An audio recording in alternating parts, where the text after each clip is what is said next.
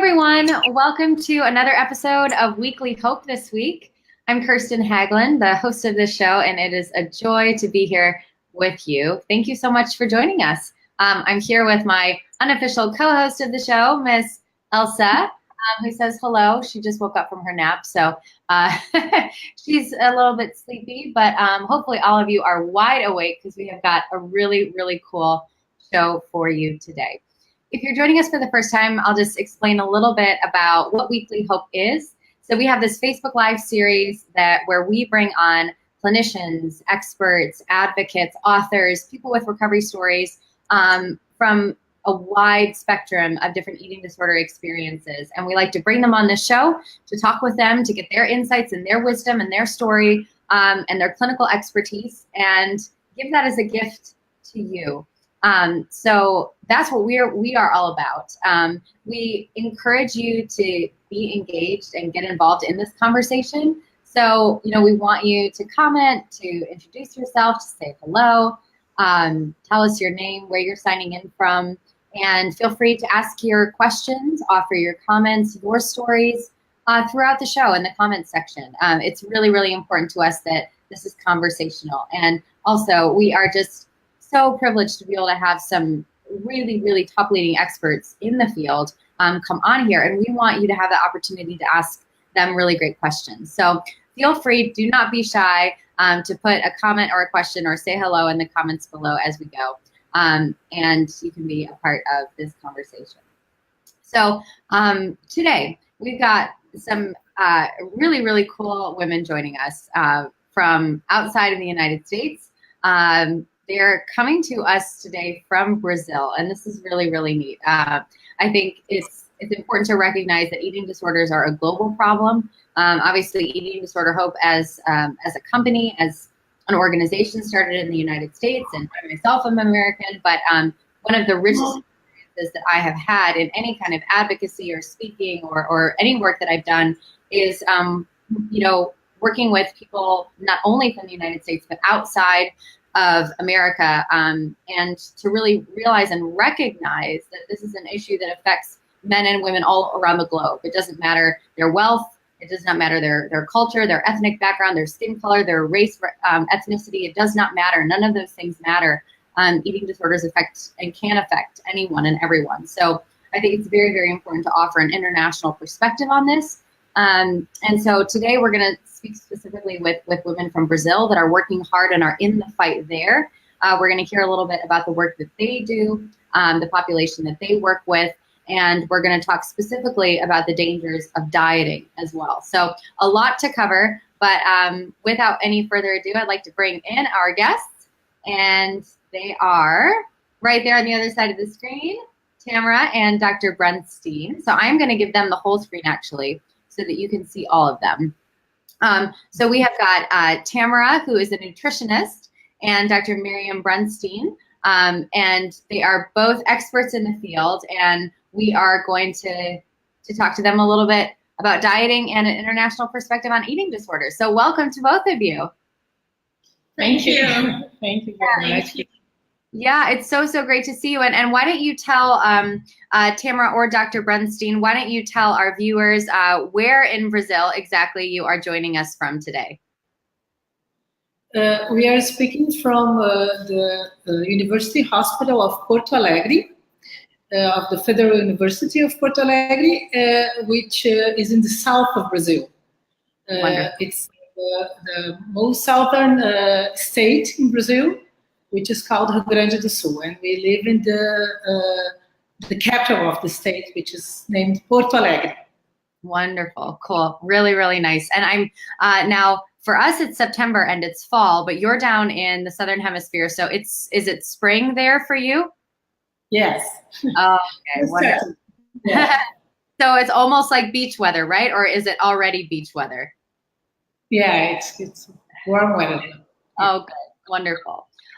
So speaking of beach weather, a lot of times that kind of season brings about lots of talk about dieting and exercise, how to look good in a bikini, all of that. But as we know, as people who work in the field of eating disorders, we know that dieting can be extremely dangerous, especially if someone is at high risk for an eating disorder. So Tamara, let's start with you. You're a nutritionist.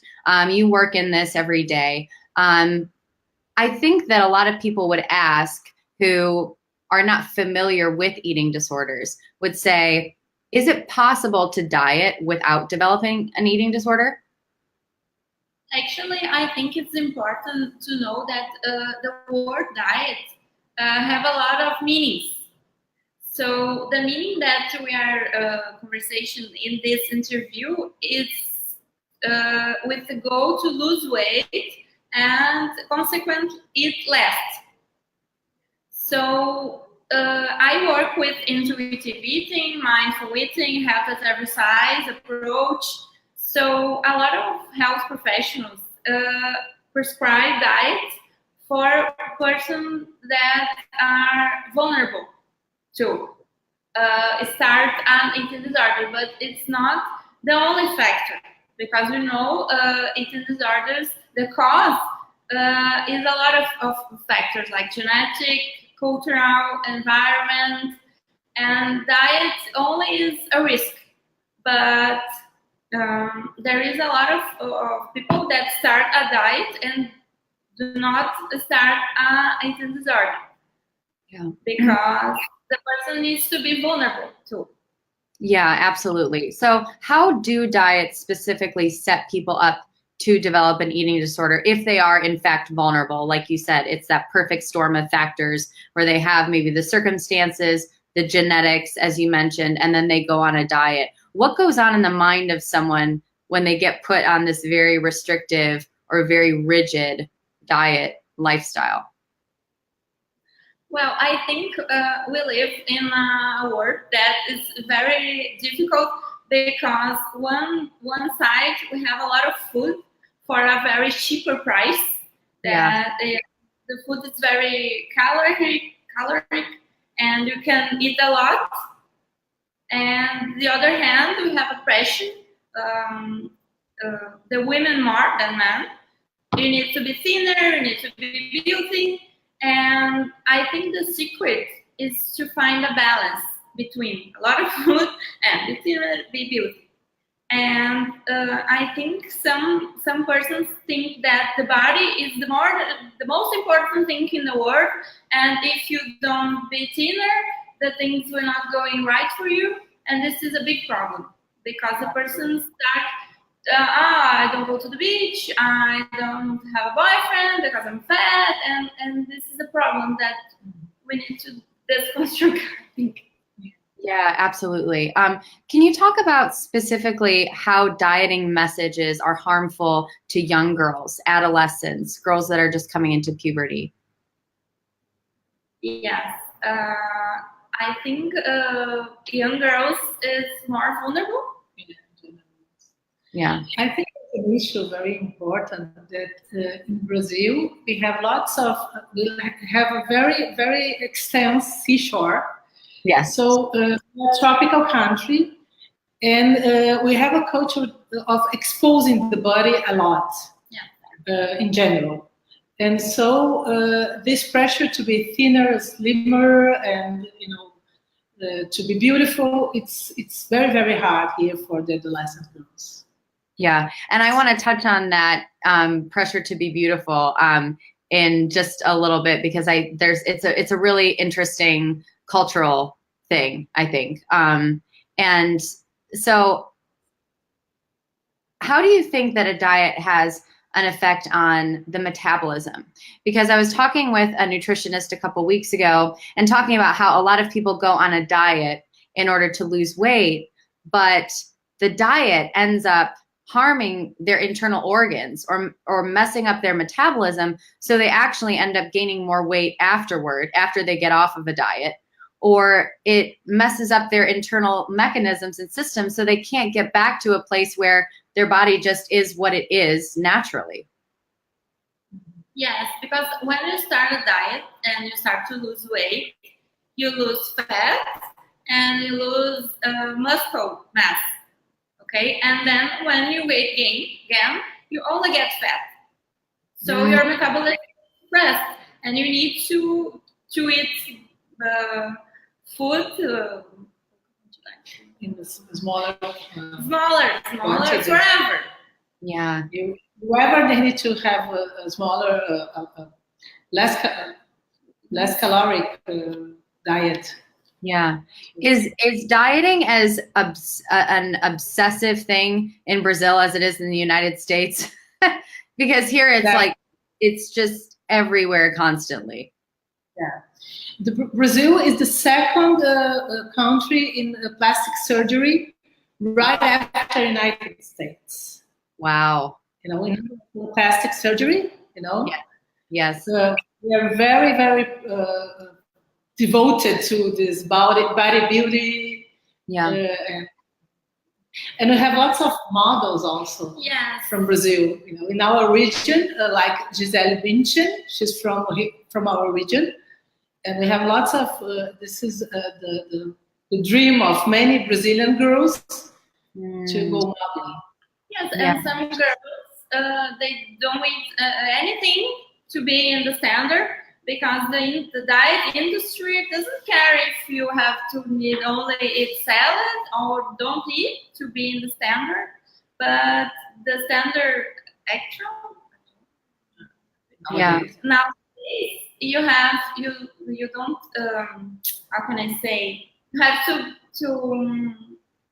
have big breasts and big ass, but you cannot have a fat belly.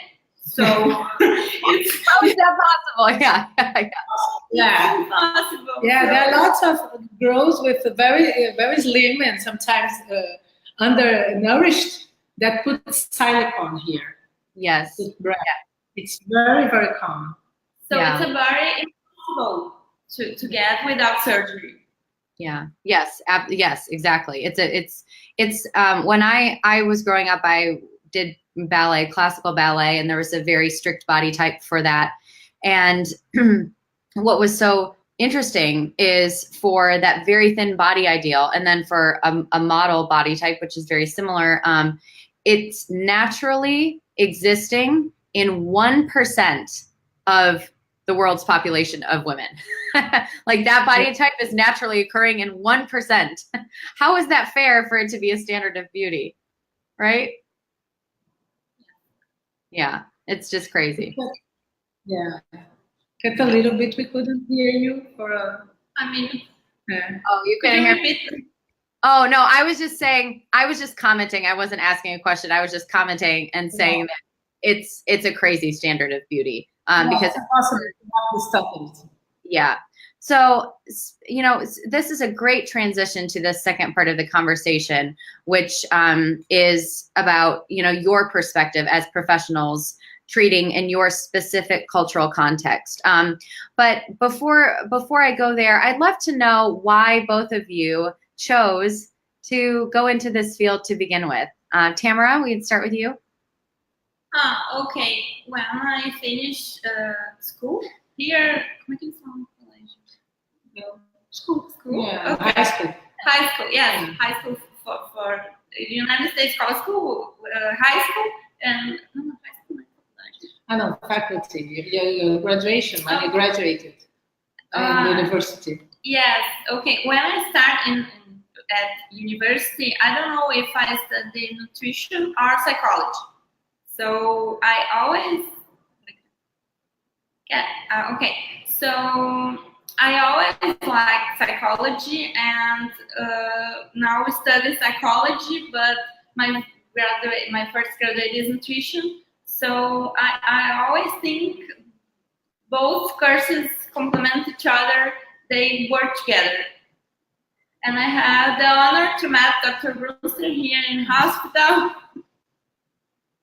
To work with behavior, eating behavior. We here at the university hospital, we started these eating disorder programs 11 years ago because there was a model in Brazil that died. Yes, modeling, you know. And at that point, we didn't have any eating disorder program at our university hospital.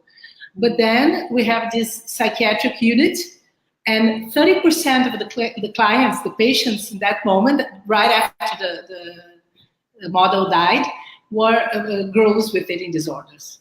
So the hospital realized, we get to have a special group, people that works with and study, because it's a very specific and very hard field in psychiatry, in behavioral sciences. And then I, with the other colleagues, started working and studying and working with this population. Amazing. And, it's very uncommon to have specific problems here in Brazil. Only in big cities, and especially like us working in public health. Yeah, this is a public hospital. It's a public hospital. Yeah, it's a public hospital. That's great. That's amazing. Yeah. So, what is the biggest challenge for people or families who are seeking care or treatment for an eating disorder in Brazil? Sorry, we couldn't hear the beginning of your question. Sure. What's the biggest challenge for people seeking treatment? Is it access to care? Is it stigma? Is it, the family's gonna feel like there's something wrong, with their daughter or son? What's the biggest challenge, you think? All of them, I suppose. It's very challenging because many people with eating disorders or families with affected patients, people with eating disorders, they have lots of denial. And the culture here in Brazil is very, very tolerant with excessive eating. Slim, girls being very slim. And with diet, we have girls very young dieting, as Tamara said. And so that's a challenge, but also to get to have the treatment from a specialist, or even somebody that really realizes that this is a problem, it's a very big challenge. Yeah, and very even in the health population, the health. Yeah, and I would love for you to talk about. It seems so paradoxical to me that you have, because when I think of Latino culture, and I think of just wonderful food, and you go to a Brazilian steakhouse and it's the most amazing, and so many Americans go to Brazilian steakhouses and love Brazilian food, and it feels like a culture that celebrates food, right? And at the same time, it's what you're saying, that it's a culture where girls at a very young age are dieting, and it's accepted that they're trying to be very, very skinny and trying not to eat. It's like, it just feels to me, it's like, how can those worlds exist in the same place? Yes, sometimes the girls, when start a diet, I'm not going to eat sweets, and I'm going to eat fast food and pasta and bread, and the girls don't go out for dinner because they cannot eat the food that has that. And some person said, oh, it's okay, you are in the right way. And like some behaviors that are in common in eating disorders could be started in persons, and they are reinforced by this behavior. But it's a paradox. You get it, because at the same time, that's true that food is very important. Here in South, especially, like me, is very. We live close to Argentina and Uruguay. Yes. Oh, Argentinians. Lots of meat, barbecue, and things like that. Yes. And that's really true. But also there's this body exposition, that is very, very also important in our culture. Because here in South we have some winter, but it's not as in the United States. We don't have snow, so most of the year, people are using short sleeves or even bikinis to go to the beach, and they have lots of pressure to be skinny. And at the same time, as Tamara said, lots of offer of food. It's really very, very difficult of conflictuous. Yeah, it's very. But I think this culture of being skinny, it's something very. It's from the last 20 years. It's something that I think all over the world, but here we can feel it very, very intensely, especially the last 10 years or so.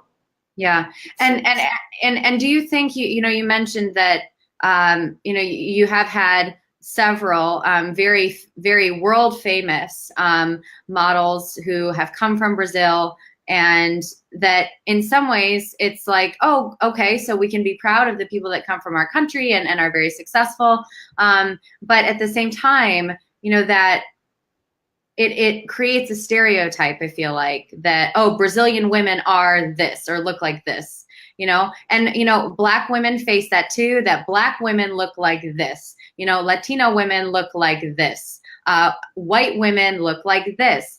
How do we get out of that stereotype? Because it's so harmful to little girls who are growing up and don't look like Gisele Bündchen, which, let's face it, most of us don't and never will. And that's okay, right?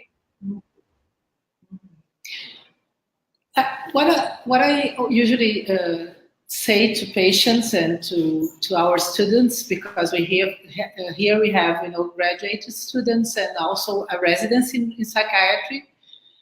So we also train people in working with eating disorders, that I would like to have a smaller foot. It will be easier for me to buy shoes if I had a smaller feet, but I don't have. So I have to face that and get to live well with that. And it happens in many other aspects of our lives. Sometimes we're not tall enough, we don't have blue eyes or whatever, and blonde hair. So we have to really get through all these prejudices in ourselves first, to be able to help other people, and culturally it's really very challenging to include. And I think this is a very important issue all over the world nowadays, the matter of prejudice and inclusion, and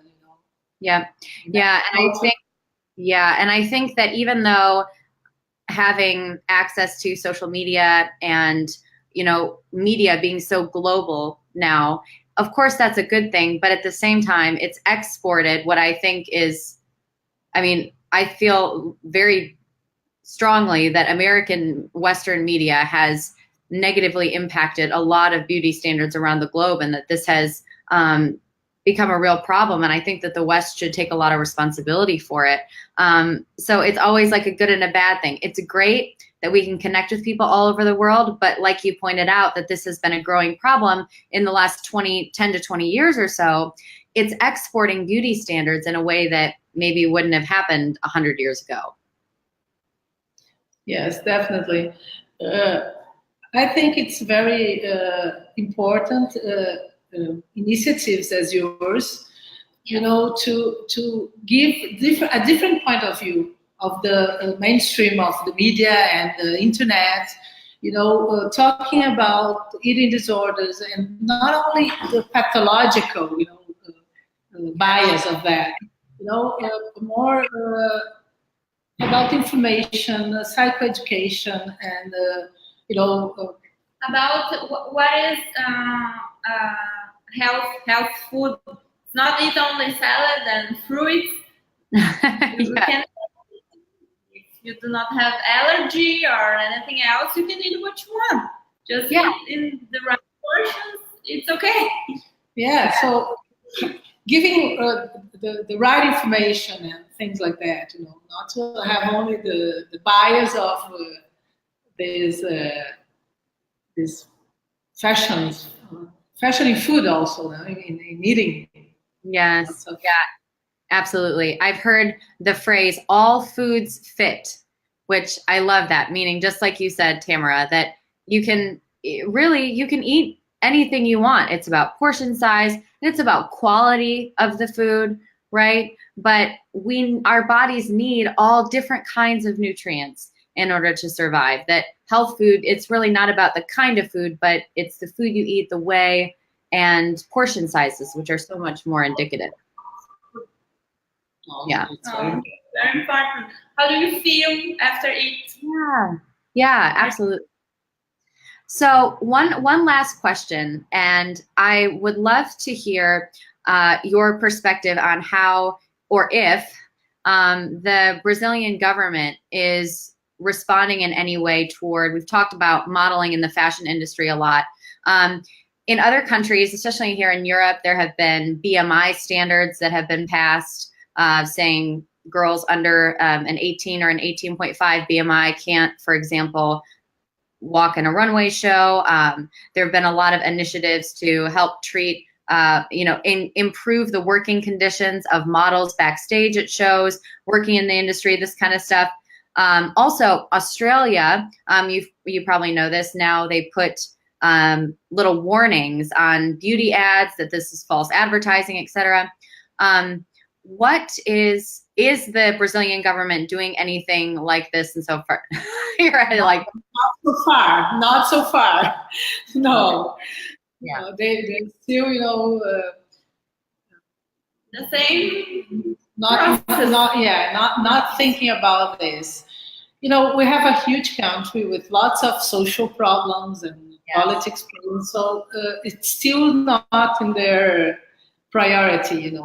Even if there are young girls getting sick, and even if there are some girls really dying on eating disorders, but it's still a very, liberal or liberal in the bad sense. Oh, interesting. Think about this kind of thing. Very, very interesting. Well, maybe we'll give it a couple years and you guys keep doing the amazing work that you're doing and they'll wake up, right? Yeah, we try. We try our best. Absolutely. Well, and actually I'm going to put your website. Can you say the name of, is it Alimentas ID? Okay, I'm going to totally mispronounce it. So can you pronounce it for me? Sorry, I can't hear you. To spell? No, is it Alimentas, I guess, Nutritivas? Yeah. I said it right. Woohoo. Yeah. Okay, I am going to put your website here in the comments so that people can, if they're, because the really neat thing is that we're going to keep this video up in our Facebook page, and we're also going to post it on our YouTube channel. And so if people are watching this from wherever they are in the world, if they're in Brazil and they want to find you and they want to find out more information about what you're doing, reach out. We've got your link right there in the comment section so that they can do that. But this has been a really, really great conversation. Thank you both so much for your time and for your great work in this field, in a place where, as you mentioned, people don't really have as many resources unless they're near a big city. So thank you. Thank you very much. Thank you. For the opportunity. Yeah, thank you both so much. Have a wonderful rest of your day, and we will see you guys again soon. Thank you so much. Thank you. Bye-bye. Bye.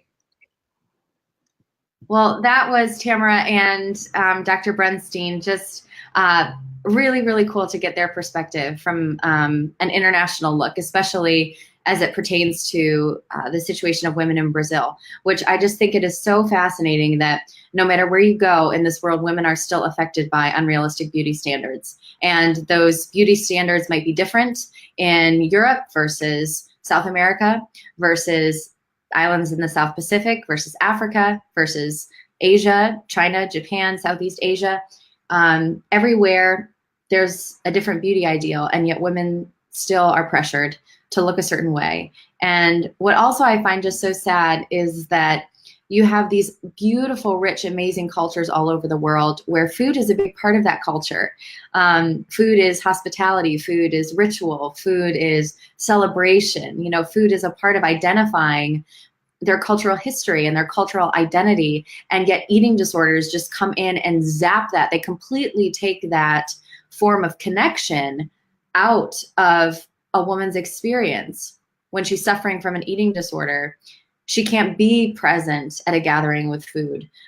She can't enjoy the tastes and the smells and the richness of a meal with a family member or a friend or at a festival, because the eating disorder brain is taken over. And to me, it has always been most evident that one of the most horrible things about eating disorders is that they destroy connection and communication with other people, that they put up a wall.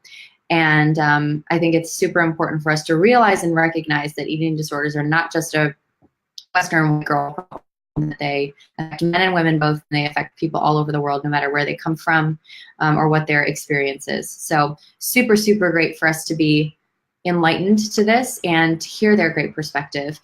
And so if you know someone who might be struggling and maybe they come from a Hispanic or a Latina background and this might be helpful to them, please go ahead and share. Of course, like I said, this will be on our Facebook page, on our videos section of our Facebook page. It will also be uploaded to our YouTube channel, so you can go there and watch or share with a friend. Yeah, that's it for this week's second episode of Weekly Hope. We will be back here on Monday, October 1st. Can you believe it's already October? I cannot. I'm happy fall is here, but it's hard to believe it's already October. So we'll be back for another episode of Weekly Hope, October 1st, 12 p.m. East, talking about and how to beat bounce. Make sure you join us for that. All right. The world. Have a wonderful day, and we'll see you in another episode of Weekly Hope. All right. Ciao.